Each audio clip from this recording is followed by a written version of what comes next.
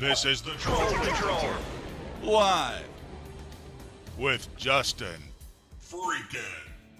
Welcome to the Troll Patrol. Live. It's a freaking Thursday. We are back on Twitch.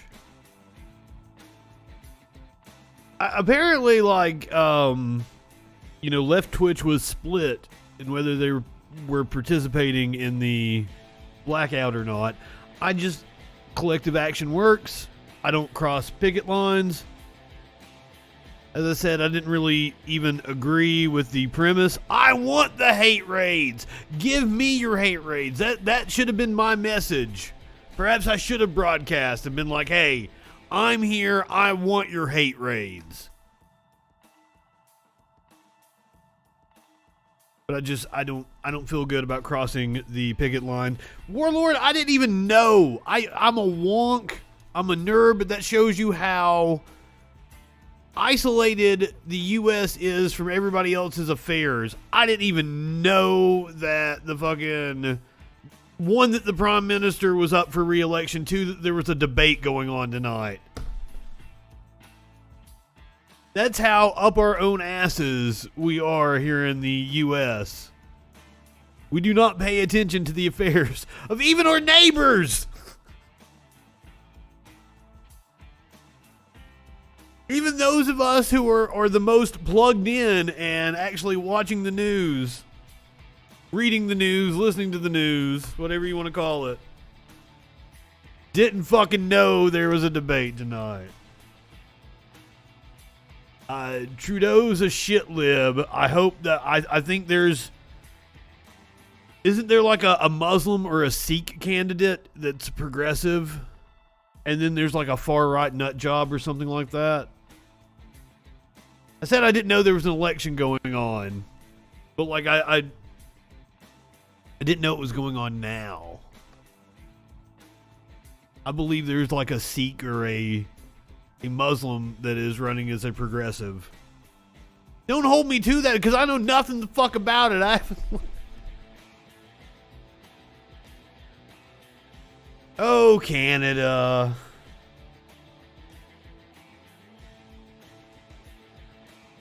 What a show we have for you tonight. Charlie Kirk has threatened to fire some of his employees over their vaccine status. Candace Owens denied access to a COVID test, apparently, allegedly. Apparently she got a mean letter with it. Surprise, surprise! The schools in Tennessee that have a no opt-out mask policy are the ones with the least number of cases. Liberty University in Virginia has more COVID cases than the 4 major universities in the state combined. Also going to be saluting another fallen officer that probably didn't get the vaccine and has died of COVID.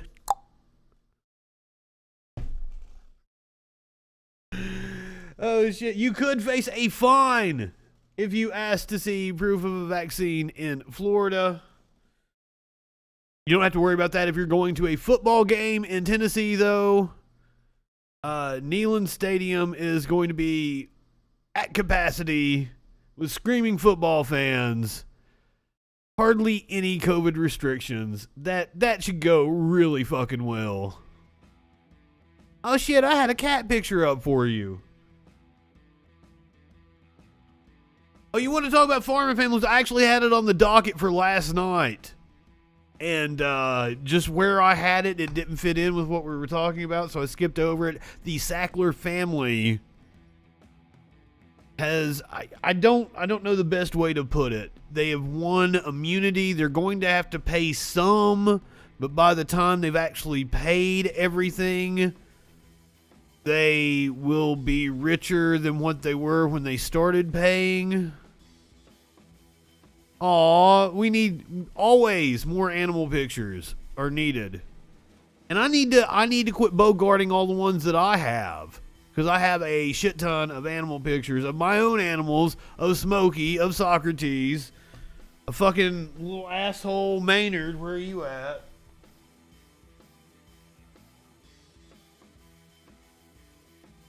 We're going to talk about cops tonight. The cop that shot Dante Wright has had her charges upped.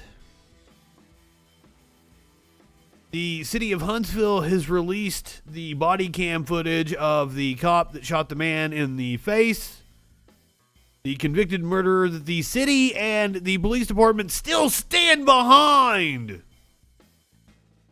And tried to block the release of the video.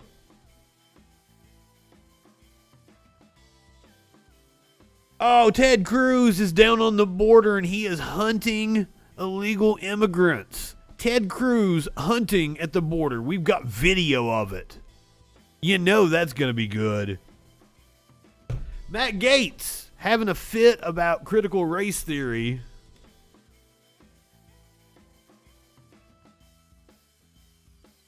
A House committee has approved a $25 billion increase to the military budget. Ironically, that's about what it would cost to vaccinate the world. We're going to hear from Ro Khanna on that one. First, we're going to start off tonight with the fucking catastrophic flooding which has occurred all across the country. The first video that we have is from Waverly, Tennessee.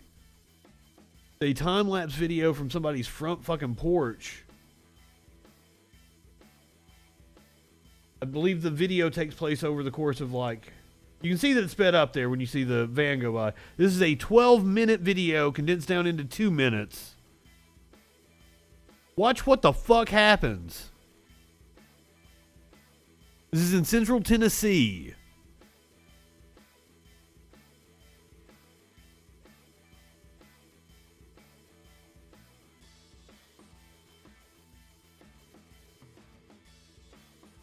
This is the remains of Hurricane Ida, which made landfall early on Sunday.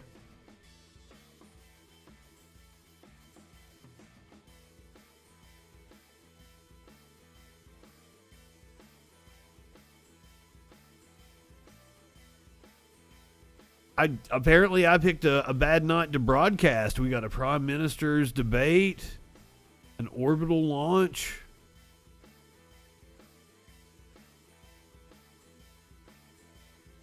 But I have so much hilarious right-wing content to make fun of. God damn! Look how fucking fast that happened. This was within 10 fucking minutes. The water went from being non-existent in their yard to... Fuck, it's halfway up their house.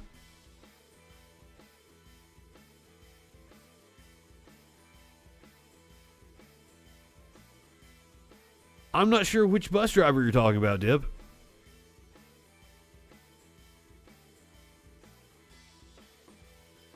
Fuck! A truck rammed into a house. Vehicles just floating down the road.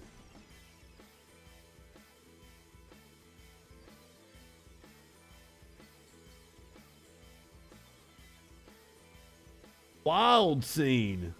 And then, like, this is in Middle Tennessee. Maybe I'm just ignorant of it. I'm not sure if this was a common occurrence fucking 20 years ago with storms that the same storm that causes flooding in Middle Tennessee is causing fucking flooding in New York City in the subway system.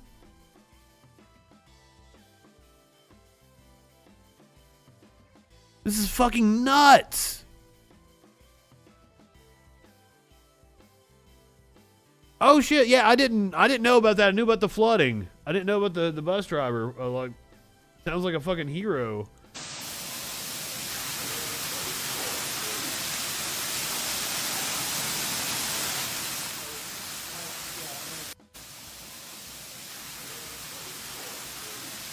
That's what I'm thinking. Like, A hurricane didn't used to hit Louisiana and cause this kind of shit to happen in New York City, I don't think.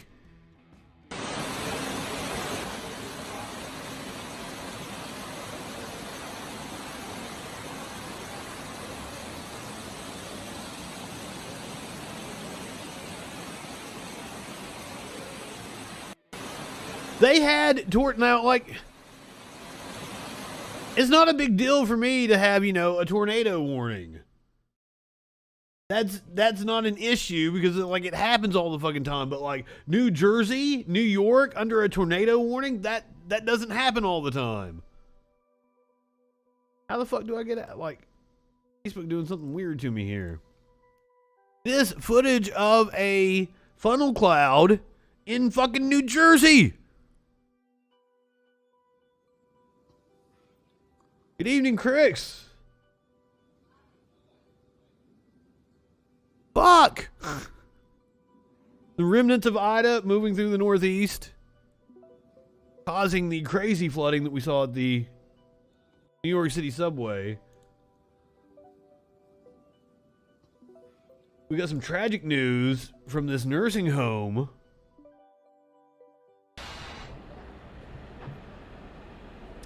Hey Karen, it's on its way to you, so we should have it for you very shortly. We're seeing this is in Independence, Louisiana.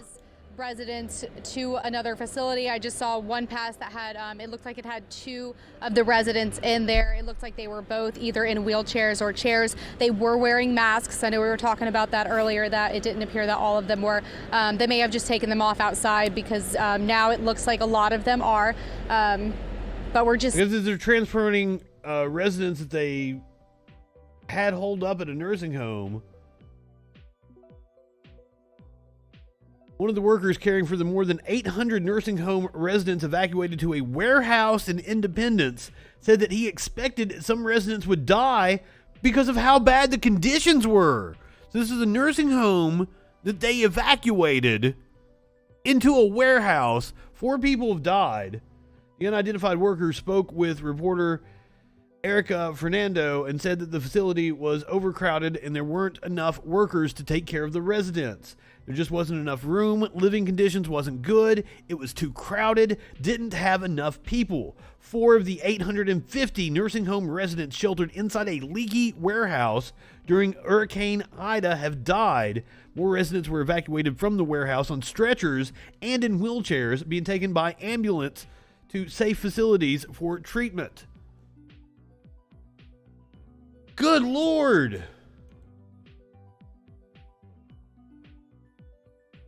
Meanwhile, out on the West Coast, they are dealing with fucking fire tornadoes. A fire whirl caught on video. There's an aerial assault. We've noticed 2 choppers that started at 9 o'clock this morning. Look at that. They're making their drops, and what they're doing is they're circling around, going to the foothills, and then stopping into a certain location on this private property, this very big area of farmland, horse country, and then they're picking up more materials. It's not water. It may be some mix of chemicals, sand, and dirt, and then they're making their rounds around this area. As you see, all of this is scorched land. They're also attacking it on the ground. I've noticed a lot of fire trucks, tankers from San Diego, San Bernardino, Riverside, all coming out here with mutual aid. So they're going up into the foothills, as you see those firefighters, as well as some of the inmates that are helping out here. But as you take a closer look, this is some of the inmates they're exploiting. Very intense with the flames. As you're taking a look at the video, that was a very difficult problem as those flames burned overnight near the homes as firefighters battled the chaparral fire. So far, it's scorched 1,200 acres. 0% contained. Winds just... There's your fire tornado. Creating almost tornado-like conditions. They were starting to whirl and swirl around. Dry brush, a lot of that here today, and the hot weather just making that even worse. Just another day in late-stage capitalist USA. Foothills. This area, a lot of the folks who live here have already evacuated their large properties. A lot of horses, goats, other farm animals we've noticed, they've been taken to close by shelters. Poor farm animals. Is open for anyone that is forced. We're probably going to see an outbreak of worms and farm animals. Officials say evacuation orders as well as. I'm sure they are. Until further notice.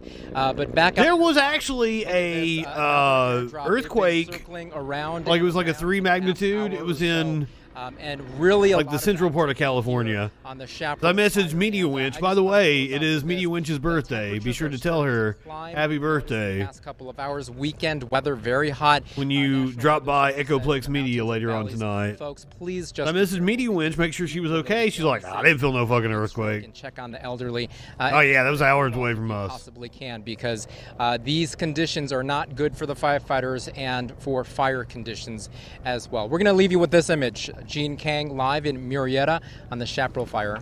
Back to you, Lynette and Mark. Good goddamn.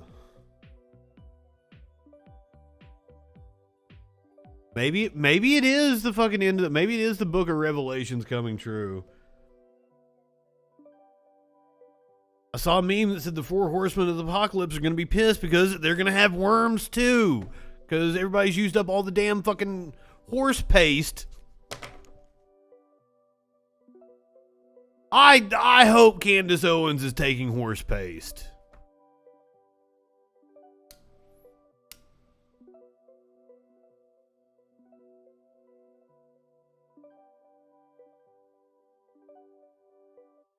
Speaking of firestorm, Biden facing a firestorm right now because of the transcript of a call with the exiled president, former president of Afghanistan.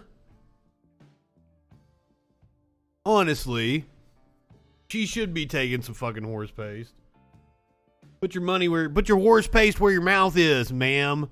I don't know if she specifically touted that treatment, though. That's wrong of me to assume. The last call between U.S. President Joe Biden and his Afghanistan counterpart before the Taliban seized control of the country, the leaders discussed military aid, political strategy, and messaging tactics.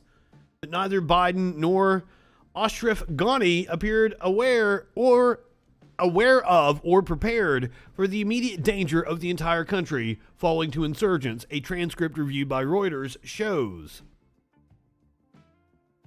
Now, this is quite obvious. It seems that the military leaders and the intelligence community thought it was going to take a month or two at least for the Taliban to take over the entire country. The men spoke for roughly 14 minutes on July 23rd. On August 15th, Ghani fled the presidential palace and the Taliban entered Kabul. Since then, tens of thousands of desperate Afghans have fled and 13 U.S. troops and scores of Afghan civilians were killed. Many of the Afghan civilians were killed by our troops in a suicide bombing at the Kabul airport during the frenetic U.S. military evacuation. Reuters reviewed a transcript of the presidential phone call and has listened to the audio to authenticate the conversation. The materials were provided on condition of anonymity by a source who was not authorized to distribute it. In the call, Biden offered aid if Ghani could publicly project he had a plan to control the spiraling situation in Afghanistan. Now, this is the thing that the right-wingers are claiming, that it's comparative to, Trump trying to extort the president of the Ukraine. Let's see what we think about it. This is my first time reading this. We will continue to provide close air support if we know what the plan is, Biden said. Days before the call, the U.S. carried out airstrikes to support Afghan security forces, a move the Taliban said was in violation of the Doha peace agreement. The U.S. president also advised Ghani to get buy-in from powerful Afghans for a military strategy going forward, and then to put a warrior in charge of the effort. Reference to Defense Minister General Bismillah Khan Mohammadi. Biden lauded the Afghan armed forces, which were trained and funded by the U.S. government. You clearly have the best military. Now he is sounding like Trump. This is sounding like a Trump call. You have the best military. You have 300,000 well-armed forces versus 70 to 80,000, and they're clearly capable of fighting well. Days later, the Afghan military started folding across the provincial capitals in the country with little fight against the Taliban. They didn't have any incentive to fight. Much of the call, Biden focused on what he called the Afghan government's perception problem. I need not tell you the perception around the world and in parts of Afghanistan, I believe, is that things are not going well in terms of the fight against the Taliban, Biden said. And there is a need, whether it is true or not, there's a need to project a different picture. Biden told Ghani that if Afghanistan's prominent political figures were to give a press conference together backing a new military strategy, that will change perception, and that will change an awful lot, I think.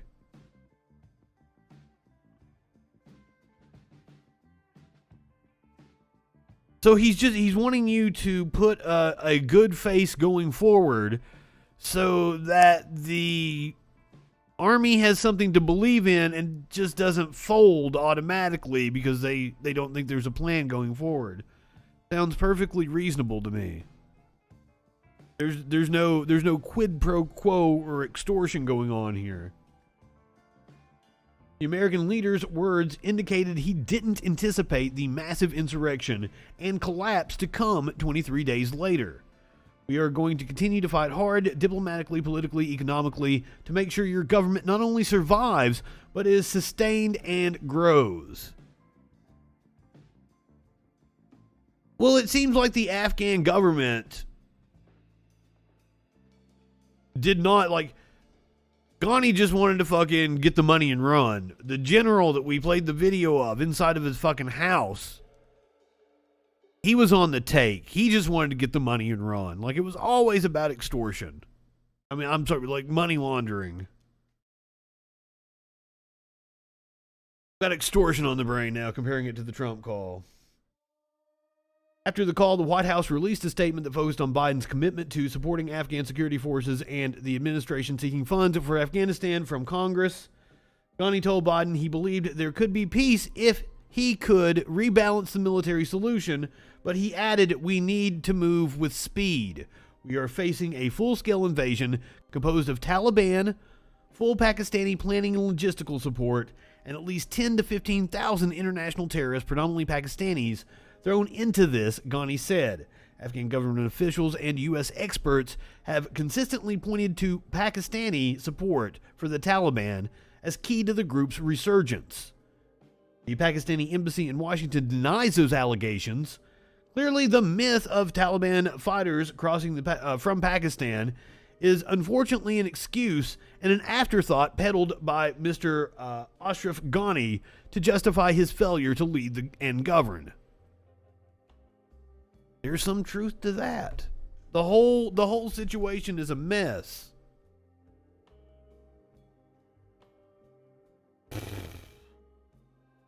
By God, the war hawks here in this country are trying to use it to up military spending.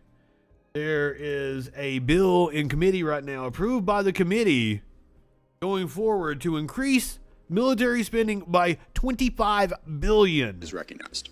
This is Representative Ro Khanna. Thank you, Mr. Chair. Thank you for your leadership. I rise in strong opposition to this amendment. My question is simple. If we are getting out of Afghanistan and we have money, why are we spending this $23.9 billion on increasing defense as opposed to, for example, giving the money to all our veterans who served in Afghanistan for 20 years? Why wouldn't that be a better use of the money? Or my Republican colleagues who've spoken eloquently about our obligation to our Afghan allies. I mean, I think Ro Khanna knows the answer to that is there's no money in giving it to our veterans. Or revamping the VA, or whatever program you want to spend it on. There is money giving it to defense contractors. And to Afghan refugees. Why not spend the money on resettling them or helping with their evacuation? I don't understand why we need, at a time where we're withdrawing from Afghanistan, when we have been withdrawing from Iraq, a budget that is higher than at the height of the Cold War, than it is higher than 3 of President Trump's budgets. Yeah, it would be something if we actually spent our defense budget on defense and not aggressive behavior. Here is the question people are asking. The Democrats right now have the presidency. We have the Senate. We have the House of Representatives. And you're telling me our party, when we have both chambers and the president, are going to succumb to a Republican addition to the defense budget? If we don't stand up now to make sure that we are not honestly the defense budget beyond what Trump wants, what good is it to control both chambers and the presidency? Let's be very clear. Exactly. In addition, and this is the reason why the Democrats hemorrhage votes. In addition, beyond what the Pentagon wants. This is an people's like, what's the point? It's just the same shit. Voter wants across this country. I wanted more cuts than the president's budget, but I support the president's budget. I would vote for the president's budget through this committee. I have voted for every... The Republicans are honest when they're fucking us. Every time. I would say the Democrats are courteous enough to give us a reach around while they're fucking us. Trump's budget through this committee. But they are gaslighting us while they fuck us. This time to advance this budget, if we are going to disregard the president, if we're going to disregard the Pentagon, if we're going to disregard the facts on the ground, and if we're going to not show any spine as a Democratic Party and say that we actually have the presidency, we have the Senate, we have the House of Representatives, we ought to have our values. And if we're not going to prioritize what needs to be prioritized in this country, which is taking on the pandemic, which is supporting our veterans who served in Afghanistan, supporting resettlement of those who are our allies. So I oppose this amendment, and if this amendment... Thank you, Rokon. Taking care of the pandemic. It seems like the government has just, ignored the fact that there is a pandemic going on. We're going to talk about that here in a second. I'm glad he brought up the pandemic and used it to contrast the $25 billion addition. For $25 billion, we could vaccinate the world. The United States can help the world produce billions of vaccine doses for just over $3 per dose. A $25 billion investment in vaccine production by the U.S. government would produce enough vaccine for low and middle income countries in 1 year. Hey, Frame, I'm doing great. A little pissed off over this shit, though. Republicans are wanting to add $25 billion to our defense spending. Defense spending! The military budget. When for $25 billion, we could vaccinate the entire fucking world.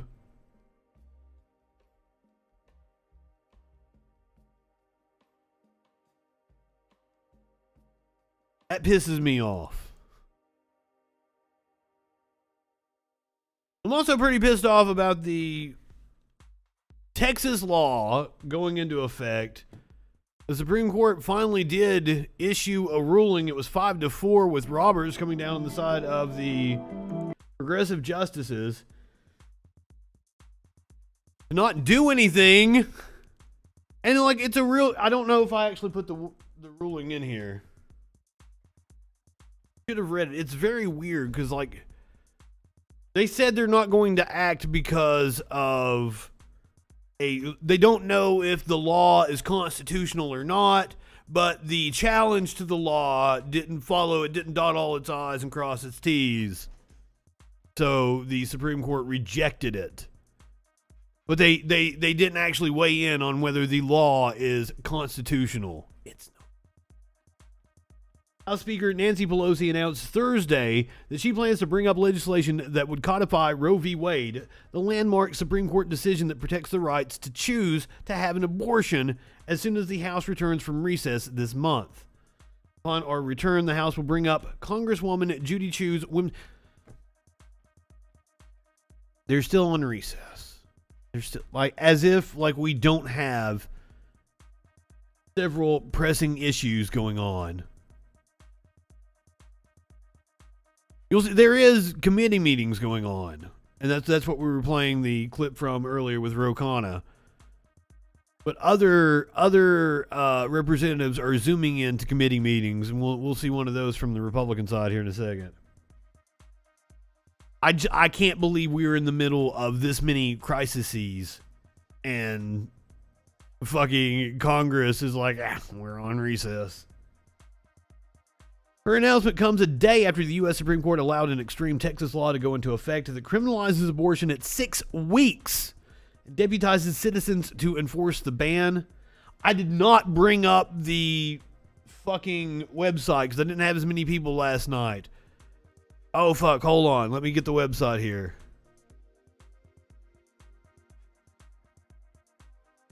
Let's promote it again just in case anybody doesn't know about how you should not go to the snitchy website. ProLifeWhistleblower.com. You should not go to the website ProLifeWhistleblower.com. You should not Google Texas Right to Life. You should not find your way to this form, which says help enforce the Texas Heartbeat Act, and you should not click on send me an anonymous tip. You should not click on the link that I'm going to share out in the chat right now. Do not. I'm not encouraging you at all to go to ProLifeWhistleblower.com, upload furry porn, pictures of your own genitalia, anything like that. I'm not encouraging anyone to find a iPhone script that spams sites. I'm not encouraging anyone to change their IP address multiple times and upload tips to ProLifeWhistleblower.com. I would never, ever, ever encourage that kind of trollish behavior. The House Speaker railed against the Supreme Court's decision, saying it's cowardly dark of night decision. It's not a dark of night decision. They just let the bill it took effect on September 1st, and the Supreme Court just let it take effect. They issued a ruling the next fucking day. To let the Texas law take effect delivers catastrophe to women in Texas, particularly women of color and women from low-income communities. Every woman everywhere has the constitutional right to basic health care. SB 8 is the most extreme, dangerous abortion ban in half a century, and its purpose is to destroy Roe v. Wade, and even refuses to make exceptions for cases of rape and incest. This ban necessitates codifying Roe v. Wade. I wish you guys had thought about this, beforehand. I wish that we can take action beforehand on issues we can all see coming. The House is currently scheduled to come back into session on September 20th. Meanwhile, I do believe this Saturday is the last Saturday anybody is going to be getting unemployment checks that have the federal plus up. That's probably going to end their unemployment for many people, because it goes back to the state level benefits. Most people will have exhausted their state level benefits. Rent due yesterday, and the eviction moratorium has been struck down by the Supreme Court. But hey, Congress is on vacation for another 3 weeks.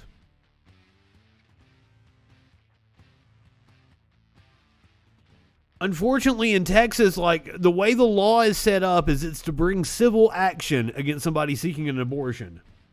So, let's say my friend Allie is going for an abortion.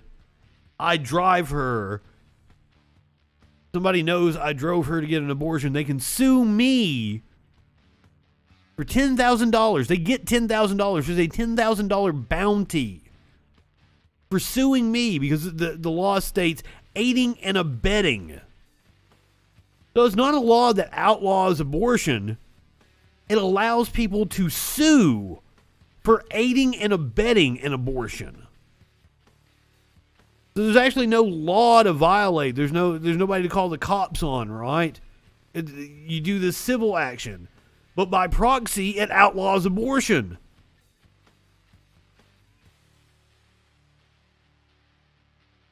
It is bullshit. Well, as we're going to find out with the Sackler family here in a little bit, it's going to be extremely hard to sue the wealthy, apparently.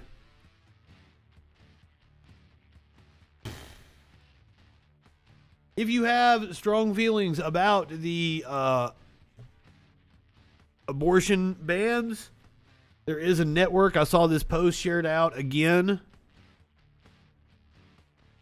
There's an existing network for this purpose led by a black queer intersex doula who had an abortion, miscarriage, and 2 kids. Our network is 76 orgs deep. The National Network of Abortion Funds.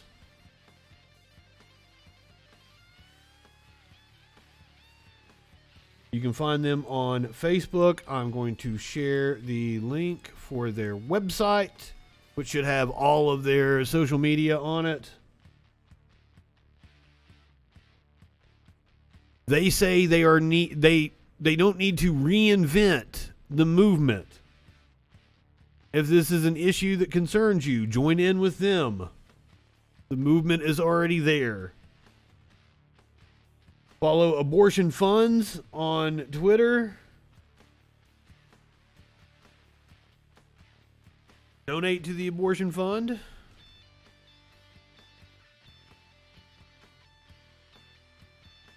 AOC came out talking about the fucking filibuster. Scrapping the filibuster over abortion rights shouldn't be a difficult decision. Representative Alexandria Ocasio-Cortez decried a restrictive abortion law that went into effect in Texas on Wednesday, citing it as a call to action for progressives to challenge the legislative filibuster in the Senate. Republicans promised to overturn Roe v. Wade, and they have. Ocasio-Cortez tweeted on Wednesday night, Democrats can either abolish the filibuster and expand the court, or do nothing as millions of people's bodies, rights, and lives are sacrificed for far-right minority rule. Anybody can see that they are using the abortion issue as a wedge issue to motivate dumb people. It's a lot easier to say the Democrats are in favor of killing babies than it is to actually make a case for your economic policies when your economic policies are shit. That's why they resort to this culture war nonsense. They want to make people scared. Scared of abortion. Scared of critical race theory. Scared of cultural Marxism. It's absolute bullshit. But on top of that, it's a fucking extremely personal decision. I wholeheartedly believe that, it's not a decision women make lightly. It's not like they're just willy-nilly going out and getting knocked up and like, I'll go have an abortion. That doesn't fucking happen. They're weighing their ability to be able to care for a child in their situation. And to act like, oh, it's just the murder of a baby. Like, you're fucking stupid. That is straw manning the other side of the issue. That's why I got so upset last night when I read that tweet from a guy that said, I'm pro-choice, but the pro-choice people always mischaracterize the pro-life people. No, I don't. No, I don't. No, I don't. No, I don't. It's none of their fucking business. It is a personal morality issue. What somebody else thinks about it is, like, irrelevant. And I see a lot of women say, like, oh, men can't have opinions on abortion. No, men absolutely can have opinions on abortion, and the only opinion you should have is it's none of your fucking business.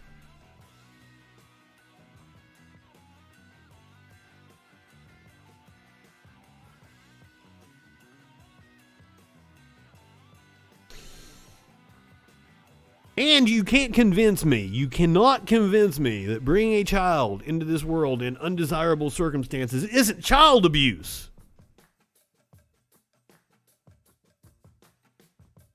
I don't think children should be allowed to have children. And this is getting into a weird issue that I probably will find a lot of disagreement with. I think children should be forced to have an abortion. You're under legal age. You should not be allowed to have a child. I will probably get some disagreement with people on the pro-choice side on that. You're putting that child at a disadvantage. And yourself. Like, if you're fucking 15, 16 years old, you haven't gotten a chance to live life or to gain the wisdom to care for a child.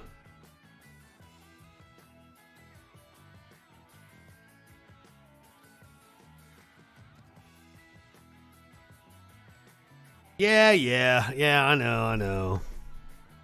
It's a fascist party. That's all there is to it.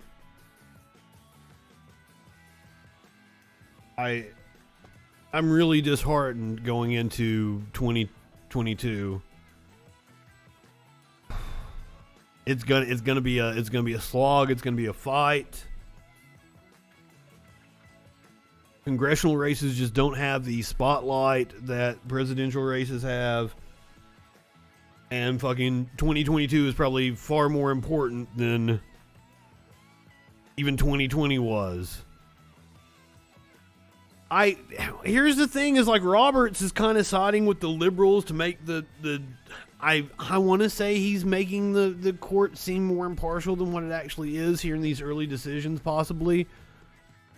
But also there's this thing, like, you know, the reason why they put justices on the court for lifetime appointments is because it's supposed to separate them from the politics. And a lot of times you put right-wingers on the court and they actually fucking go back towards the left when they don't have the political pressures on them.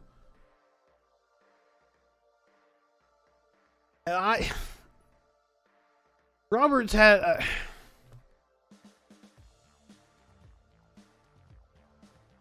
this is probably a discussion for another time. We could spend hours on the fucking makeup of the court, and especially even what has happened to the court in like my adult lifetime in the last 20, starting with fucking John Roberts.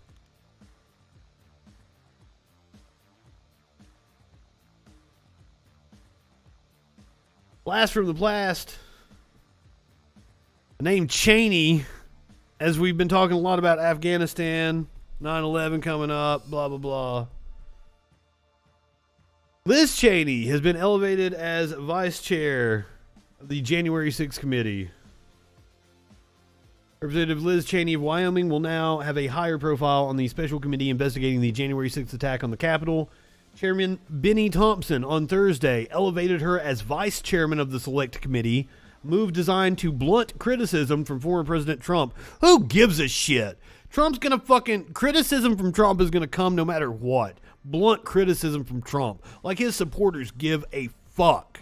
They already hate Liz Cheney. She's a rhino. She's a Republican in name only because she disagrees with us on this one issue. Whether you can suck Trump's dick enough.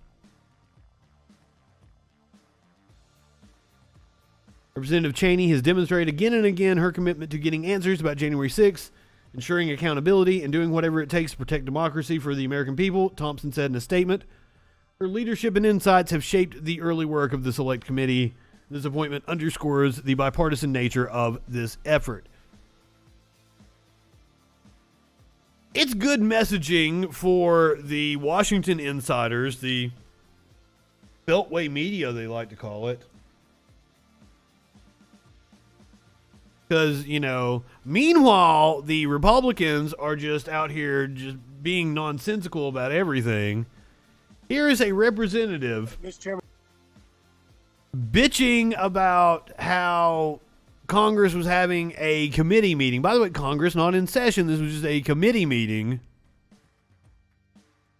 and he was able to zoom into it. He's using Ida as a what was this motherfucker's name? Garrett Graves of Louisiana, Representative Garrett Graves. I just want to make sure I understand. You're asking about opening statements? Yeah, well, I'm asking for the general debate on the item under consideration, and then we're going to go into amendments after that happens. Thank you, Mr. Chairman. Yeah, I would like to seek recognition.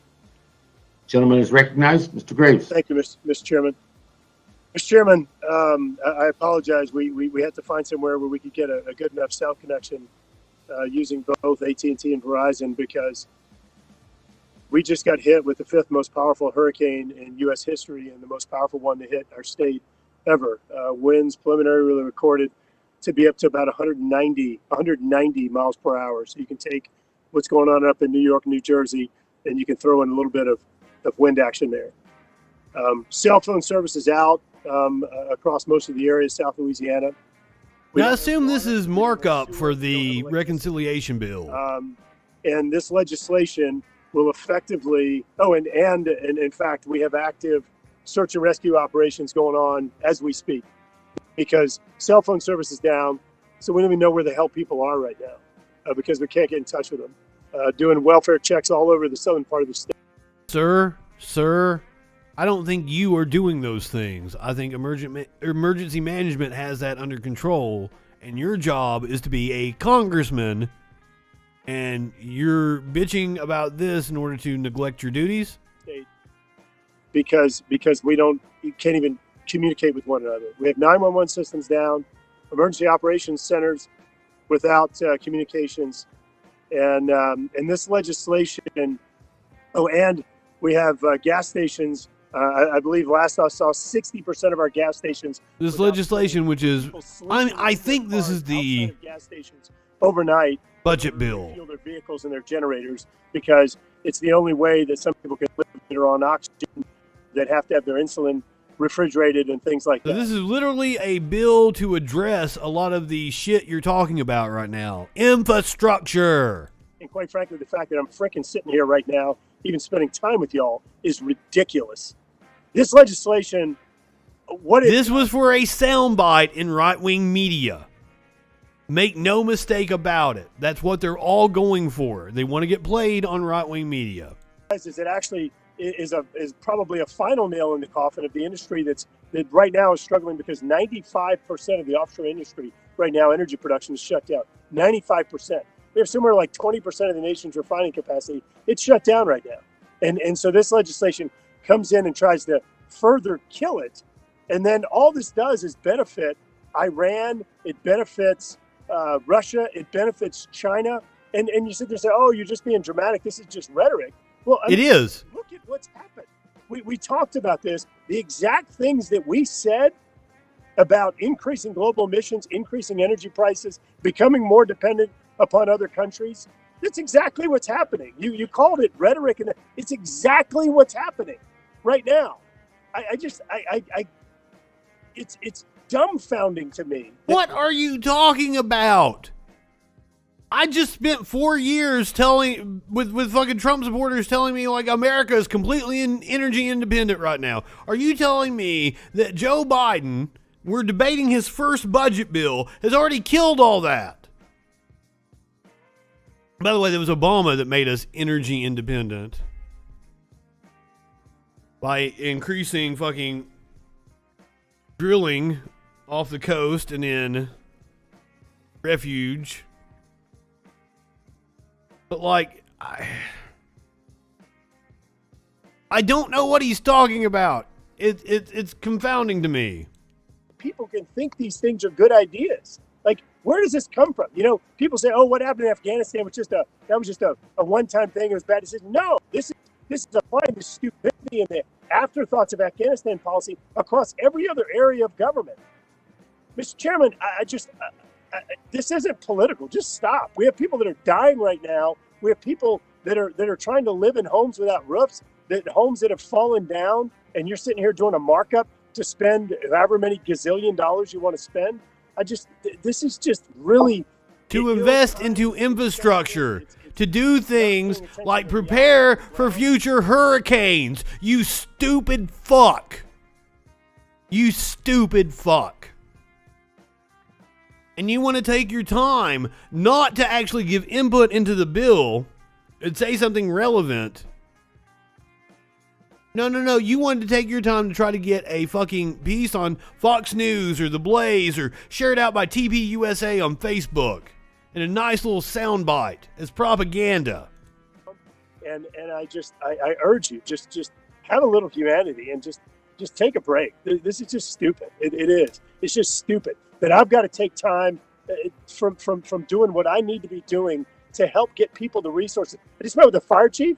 He's sitting there going through like they don't even have water. He just got a fuel tank, and we're sitting here talking about marking up $1 trillion legislation.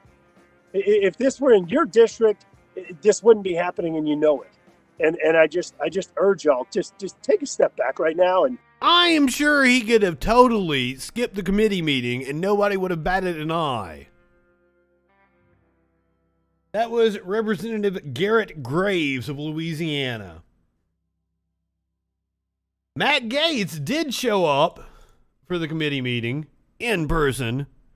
Thank you, Mr. Chairman. With all due respect to my colleague from Maryland. Now, what did he have to talk about during this committee hearing? And I would suggest he read John O'Calamar and Ibram Kendi, these self-avowed critical race theorists, because they have a definition that... Hold on. I do need to take this opportunity to say, how the fuck is Matt Gaetz still in Congress? How the fuck is Matt Gaetz still in Congress? Colleague laid before the committee. They hold the position that critical race theory is avowedly political, that it divorces from the objective, that viewing things as objectively right or objectively wrong is racist. I think presenting that to anyone who would potentially lead people in battle, as I know my colleague has, is wrong. And I don't think, to Mr. Courtney's point, that it's inappropriate for the House Armed Services Committee to reflect on the values that are being instilled in service members, or really in anyone that's putting the uniform on and fighting for our country. I don't think a motherfucker who is under investigation for otherizes our fellow Americans. Sex trafficking a child should be talking about how do you put it? On and fighting for our country. Critical race theory is a poison. It otherizes our fellow Americans. It is not what we need in our military, in our schools, in our lives, or anywhere in a great nation. And the reason we have to legislate around these things is because we got two different answers from Millie and Austin.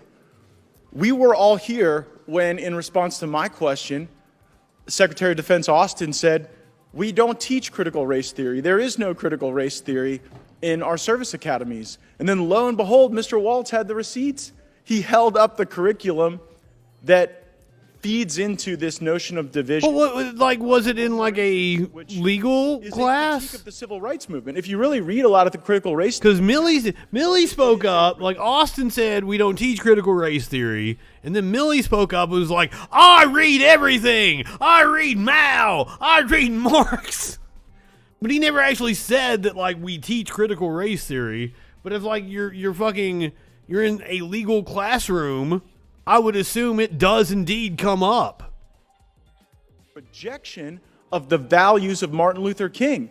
They say that integration was wrong, that integration shouldn't have happened. What? Critical race theory is a vile incarnation of ethno-nationalism in America. And I reject ethno-nationalism, whether it comes from... Bullshit! You are an ethno-nationalist. Your supporters are white supremacists, sir. I thought it was something. You are a piece of shit. Reflected on the specific professor that was offering instruction at the United States Military Academy on whiteness, that a cross-reference of that professor's writings suggests that the modern-day Republican Party is a white supremacist party. Would it be appropriate to have Republican lecturers making that point about Democrats? I don't think so at all. So I think that We should not become the school board. I don't think we need to. That's all you fucks do. That's how many TPUSA videos have I seen where they go to campuses and preach exactly that? Give lectures on how bad the left is. What is PragerU? You've got a whole organization propped up by dark money posing as a university, PragerU, pumping out that kind of bullshit. Let's keep with the xenophobia. Here is Ted Cruz down at the border hunting down traffickers. Oh shit, it's got some dramatic music under it and everything.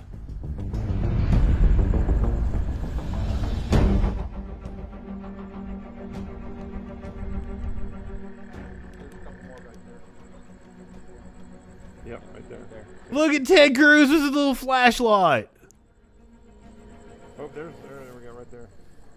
Nancy, you see this? Nancy. Moving right there. Right So there. we're looking right across the river at a group of traffickers preparing to bring people across. I don't see shit. See them.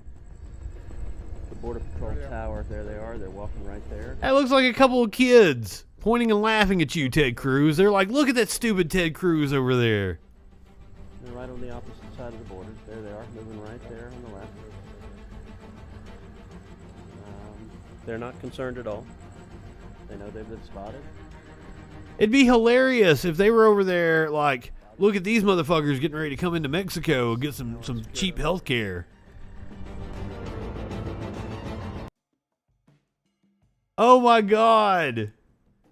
This was produced by Ted Cruz in a social media Wednesday. That's literally what The Hill says in a social media Wednesday. Senator Ted Cruz helped Border Patrol locate and identify a group of traffickers. Right-wingers are morons.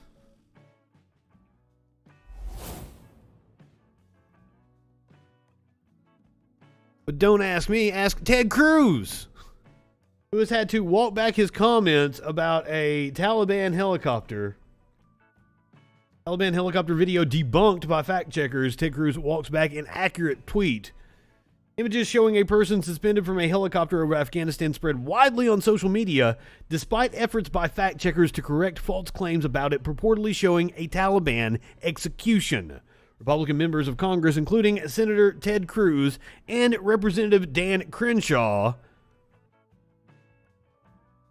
Just so everyone knows, I would give anything, any amount of money that there is to give, I would give it to be able to piss in Dan Crenshaw's open eye hole. Give me that eye pussy, sir. Senator Ted Cruz and Representative Dan Crenshaw, both of Texas, helped amplify the debunked narrative this week by sharing the same post on Twitter. Taliban hanging someone from a helicopter in Kandahar. Twitter user Holoborn LOLs. Holoborn LOLs wrote in a tweet Monday shared by Mr. Cruz and Mr. Crenshaw.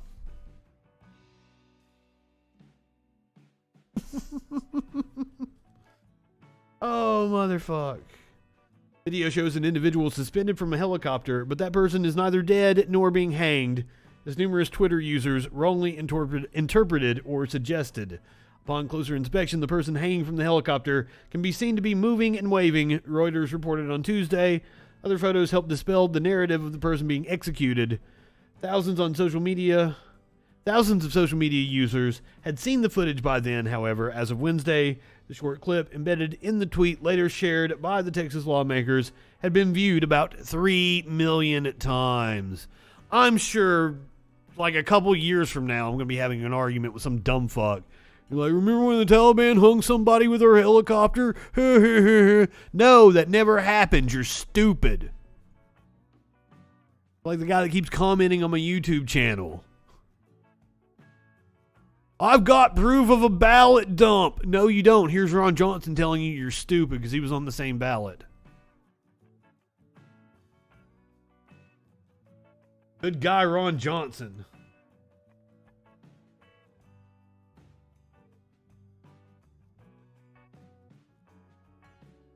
I would have engaged if I'd been in something that was like in that territory. I was like, we're doing some other kind of news right now. I can't interrupt my flow.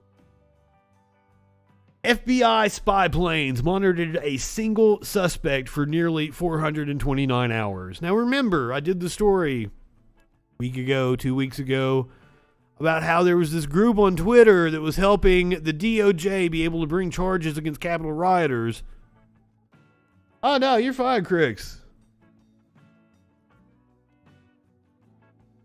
I agree with your sentiment. But we were doing the story about how this group on Twitter was helping to identify the charges. And I asked the question, like, what have we spent all the... Like, it has to be in the trillions now of money we have spent. National security and the surveillance state. Fucking all our phones are going through the NSA. We know this. So, like, why is it incumbent upon fucking sleuths on Twitter to identify the charges of Capitol rioters? Why is the FBI spending nearly 429 hours monitoring a single suspect? Probably wasn't even fucking doing anything. The FBI's secretive spy plane program targeted a man in Florida. Well, if you're going to target somebody anywhere in the country that might be doing something shady, Florida man is the one to target. Targeted a man in Florida last year with nearly constant surveillance, logging more than 400 hours in the air with a fleet of Cessna aircraft registered to what appear to be front companies. This aerial surveillance, described in a filing made Monday in federal court, reveals for the first time that the FBI's enormous capacity to target a single individual inside the United States for prolonged monitoring using aircraft. The fleet of FBI planes, often small aircraft, are outfitted with high-tech video cameras and tracking devices known as cell site simulators that trick mobile phones into connecting to the FBI's device rather than to a legitimate cell phone tower. Revelations came in the case of Mohammed Momtaz Al-Azhari, an alleged supporter of the Islamic State, who federal prosecutors said was plotting a terrorist attack in the Tampa Bay area. Al-Azhari pleaded not guilty to one count of providing material support to terrorists and 2 firearms charges. The filing outlined the extraordinary aerial surveillance and a motion to suppress all evidence derived from the FBI's activities in the air. A federal public defender, I can't talk tonight, I am sorry. A federal public defender argued in the filing that the FBI's aerial surveillance was an illegal, warrantless search, and that information obtained from this surveillance may have been used to recruit informants and justify search warrants as well as authorize highly invasive monitoring under the Foreign Intelligence Surveillance Act. So he was brown-skinned. That's why we were able to find him and pinpoint him and watch him. Maybe white people don't show up on their radars or some shit.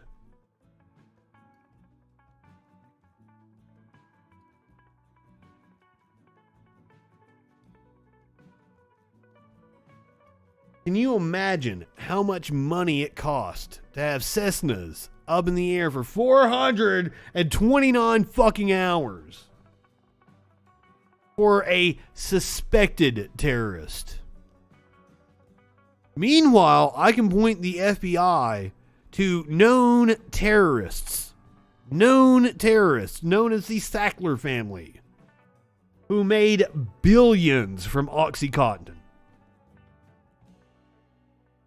Members of the Sackler family, who are at the center of the nation's deadly opioid crisis, have won sweeping immunity from opioid lawsuits linked to their privately owned company, Purdue Pharma, and its OxyContin medication.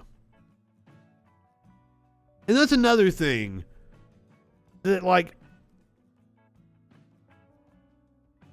anytime you're having an argument with capitalists, they justify the exorbitant salaries of CEOs and owners and shit because they take the risk. I hear that all the time, because they take the risk. If the company fails, It's on them. Company does something illegal, it's on them. But how come that never fucking happens?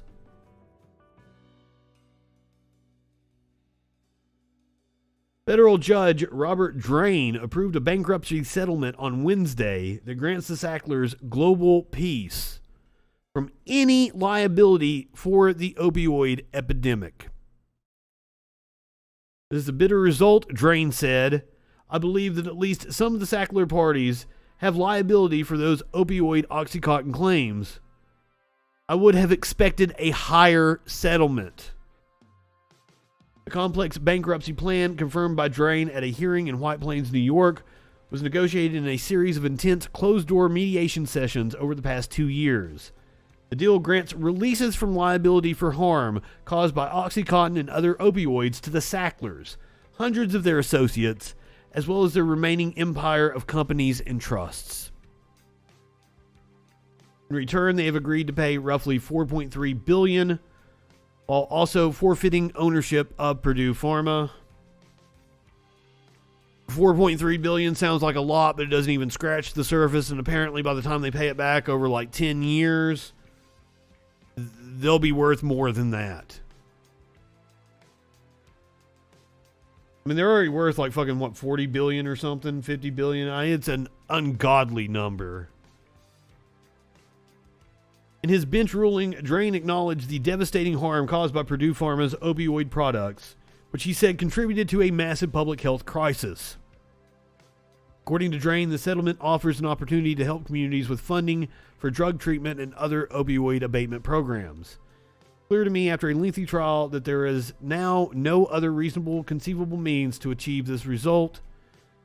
The Sacklers, who admit no wrongdoing, and who by their own reckoning earned more than $10 billion from opioid sales, will remain one of the wealthiest families in the world.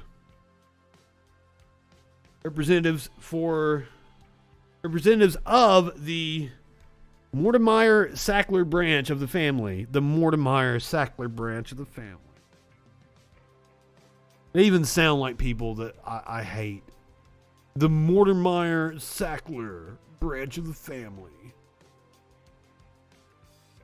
I picked a good day to wear my fucking Karl Marx shirt.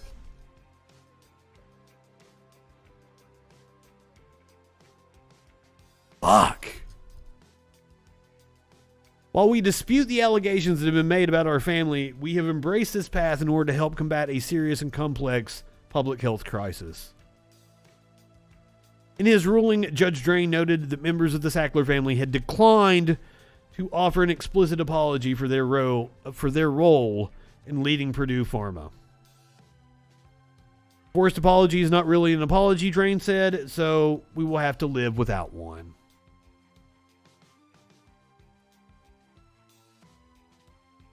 No toilets on those little Cessnas. Well, you couldn't fly like 426 hours straight or whatever the fuck it was. You'd have to come down for fuel.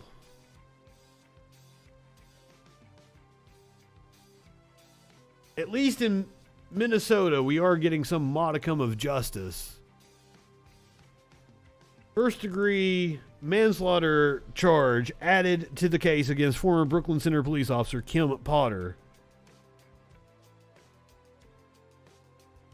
Minnesota Attorney General Keith Ellison announced Thursday that the state will add a first-degree manslaughter charge to the case against former Brooklyn Center police officer Kim Potter. In a statement, Ellison's office said after conducting a review of the case, the Attorney General believed Potter acted recklessly while handling a firearm, warranting the amendment to the complaint. The original charge of second-degree manslaughter also still stands. Potter is accused of shooting and killing 20-year-old Dante Wright in April during a traffic stop. The amended criminal complaint says Potter believed she was reaching for her taser when she pulled out her handgun and subsequently shot Wright. Immediately after the shooting, the complaint says Potter said, "I shot him. I'm going to prison. I killed a boy." Yep, and you should. And you should. You should, ma'am. 2 days after the fatal shooting, both Potter and Brooklyn Center Police Chief Tim Gannon resigned from their positions. The complaint also states Potter received a substantial amount of training in both the use of firearms and tasers. The training included how to draw, aim, and use each weapon correctly, and the risk of confusing the two.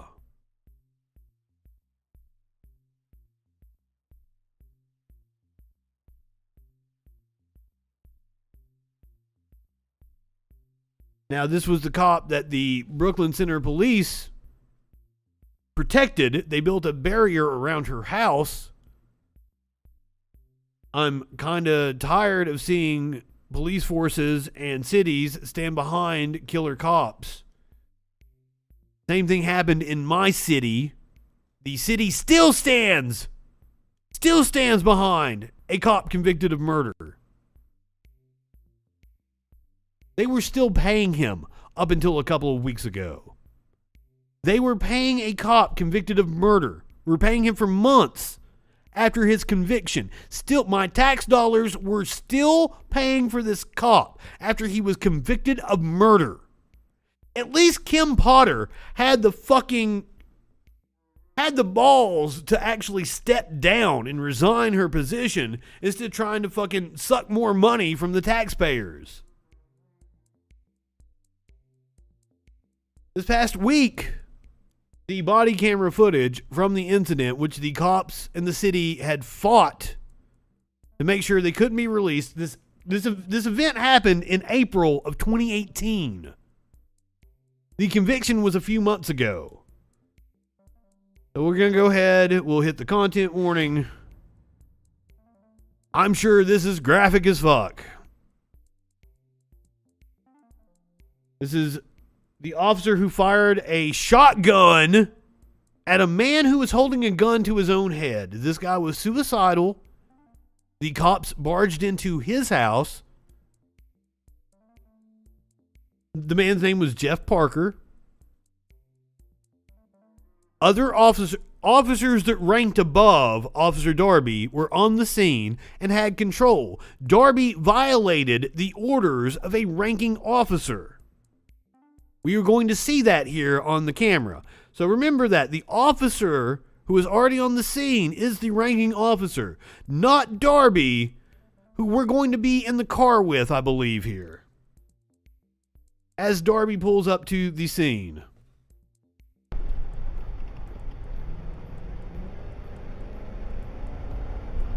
Tones, glad to see you on the Twitch. So, April 3rd, 2018.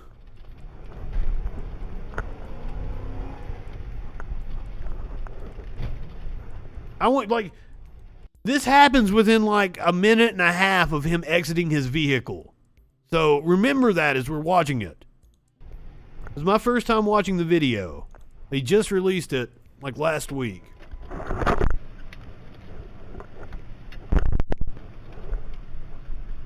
Come on, motherfucker. Bought to make sure it couldn't be released.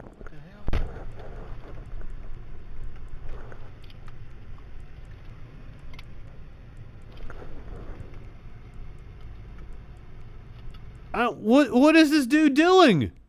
1018 for several calls holding. 10-4. Yeah, 10-3, 1075 threat. Oh, I guess he had a lock on his gun. That's what he was using the... I thought he pulled the gun from his trunk, so that he's got a shotgun.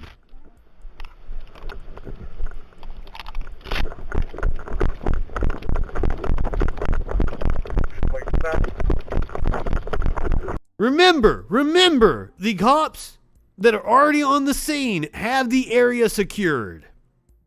There's a man sitting on the couch with a gun to his own head. To his own head. He has never pointed a gun at any of the other officers.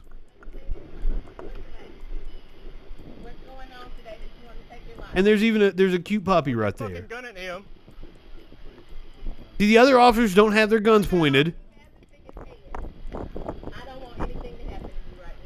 He can shoot you. Yeah, the woman you are hearing talking right now is the ranking officer on the scene. And she has everything under control.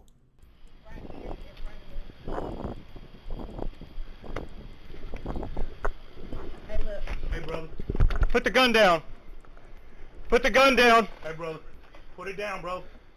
Put the gun down. Put it down. I'm not going to tell you again. Please, please, lower the gun. 44 shots. What? How the fuck does this have ads on it?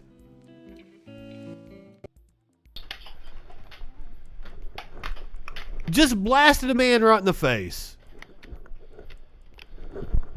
Huntsville Police, if anyone else is here, come out now.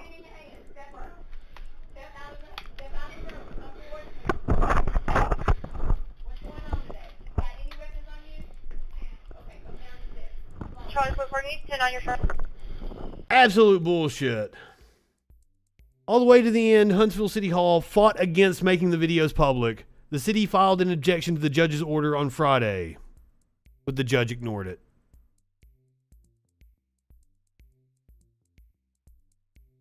They fought to keep this footage under wraps because it clearly showed, which, I mean, this came out in court.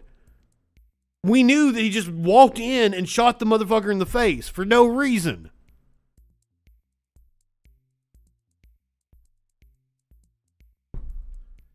A cab. Fuck.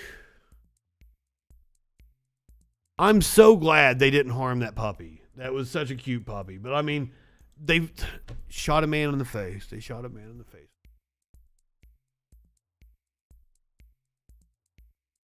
Ex-prosecutor indicted for misconduct in the Ahmaud Arbery death investigation. This is the young man in Georgia who was running through the neighborhood. He went onto a job site where they're building a house, which just scared the shit out of me because you know how many fucking houses were being built that I used to go and smoke pot in all the fucking time in the middle of the night? This dude like goes up to a house in the middle of the fucking day.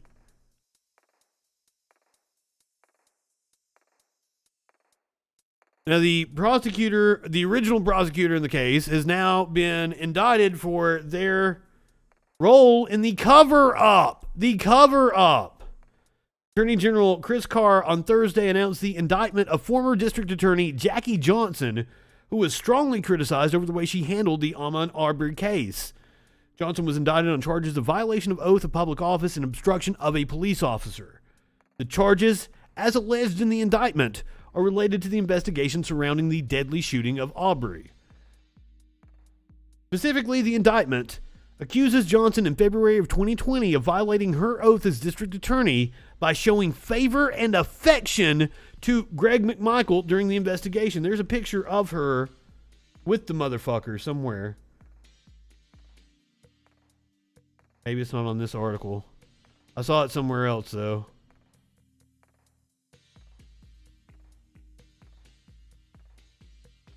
If convicted of violation of oath of public officer, the felony charge carries a sentence of 1 to 5 years. The obstruction and hindering a law enforcement officer charge is a misdemeanor and carries up to 12 months. I think the job of law enforcement just attracts assholes, to be honest with you. Oh God, I didn't put it on here again. Hold on, let me find it. I bookmarked it this time. The fucking statement from the Aurora Police Department.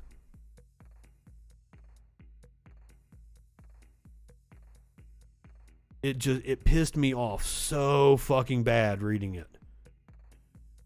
The Aurora Police Department are the ones that killed Elijah McClain. He was like the 20-year-old that played violin to shelter cats and shit.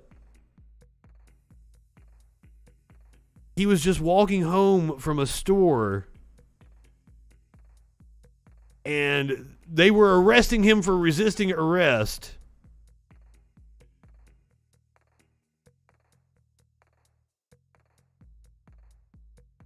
God damn it. I wanted that full fucking statement because it is just outlandish. It's heartless.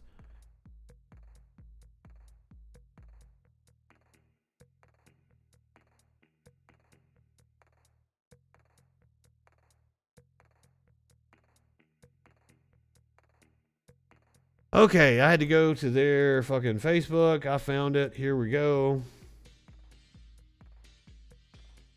Because the article we read last night just had a piece of it. This is the official statement from the Aurora Police Association.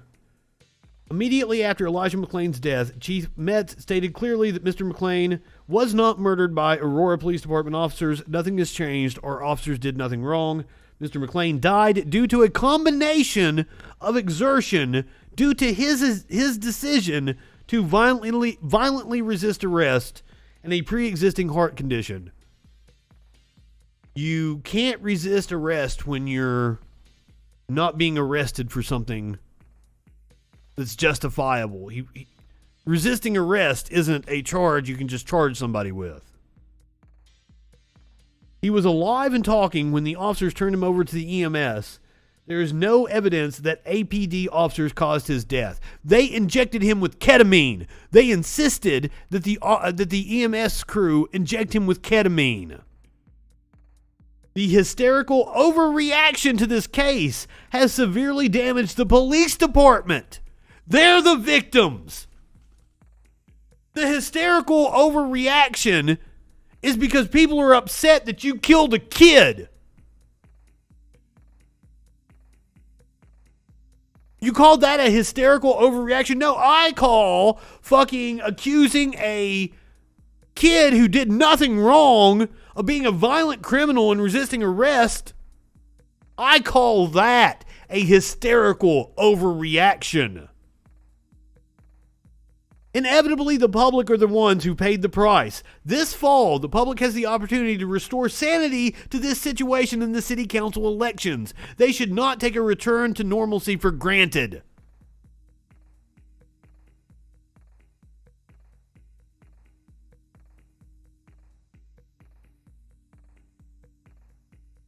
As I understand it, they were doing some fucking study about the use of ketamine in arrests. Like that specific hospital or whatever, however the EMTs were contracted out of. And the Aurora Police Department found out about this study and then started insisting that EMTs use it because they knew that the study was going on. It is a fucking wild ass story. Elijah McClain should still be alive. Thankfully, we got indictments. It took far too fucking long.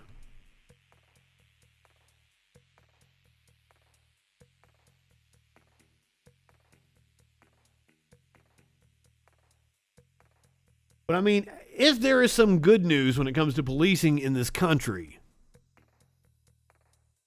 it is that they seem to be hell-bent on weeding themselves out. And here, and this is just one of the many stories I could have played for you, yet again, of a cop dying of COVID-19. They are dropping like flies. Detective Tim Morris, who served in the city police department for almost 20 years. He died yesterday due to complications related to COVID-19. LEX18's Mike Valenti spoke with Rita Morris, who says her husband had much to live for. Tim and Rita Morris were looking forward to the next chapter of their lives after he retired from the Stanford Police Department last December. Oh shit, he wasn't even an active cop. Camping a lot.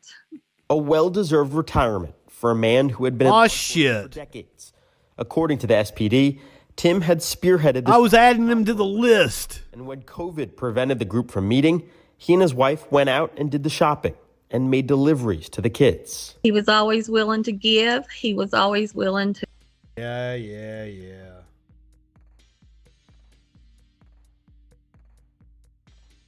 But just know, this is your daily reminder that cops are dropping like flies because a lot of them are refusing the vaccine. Many police unions are refusing vaccine mandates. To the shock of no one, Tennessee schools with no opt-out mask policy have the lowest COVID-19 case rates. The Tennessee Department of Health reported Monday that school districts in the state that are not allowing parents to opt out of their students wearing masks in class have the lowest cumulative case rates for children ages 0 to 18. Duh. Meanwhile, the next state over, in Georgia. It's one thing to laugh about cops dying. It's another thing like, poor little dude, Floyd County boy dies as COVID surges among Georgia's children. Pediatric cases of COVID-19 started spiking across Georgia last month. 13-year-old Porter Helms was among those who tested positive. The 8th grader had been quarantining at home in Floyd County for about a week when his father checked in on him to give him his medications at 3 a.m. on Tuesday. When his dad came back 2 hours later, Porter wasn't breathing. Emergency workers tried CPR and transported him to the hospital, but he could not be revived. Poor fucking kid died needlessly as we're just sending all the children out into this gigantic social experiment to give them all the COVID.